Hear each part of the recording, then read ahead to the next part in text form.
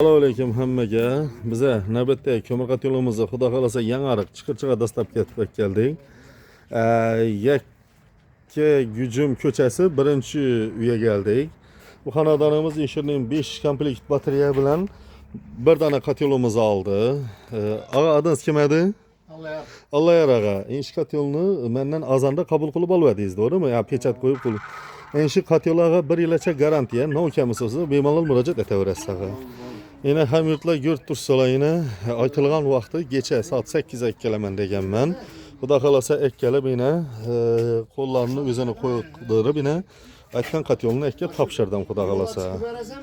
Yine baq yine ikkinchi qatyolini yana bir jo'rasi bilan borib ikkinchi qatyolni zakaz berdi. İkinci qatyoldan xudo xolasa egasini olib boryapmiz. İkinci katyol mana qo'l qo'yib ketdilar. Yine qo'li ana 4 tane. Kime shuningdek kotyollik xizmatlari, boshqa turdagi xizmatlar, ili batareyalik xizmatlari kerak bo'lsa ham yine batareyalarni ham dastlabki bakkab beramiz. Endi shu batareyalarimiz yine 10 santilik deb aytiladi, qalinligi kvadrati 2-4 kvadrat qizdiradi. Ventilyator taraflama hisoblaydigan bo'lsam 1, 2, 3, 4, 5 ventilyator üstü bilan 6 ventilyatorli. Shunda tabiine garantiyasi bilan ekkab topshirdi. Agar sen şu katyolar batareyalara 1 yilgacha garantiya, nov kamisi olsa bemalol murojaat etaverasiz. Yine hamyurtlar telefon nomerlarim ekranda bor. Xudo xolasa kerak nalaringiz olsa telefon etaverasizlar.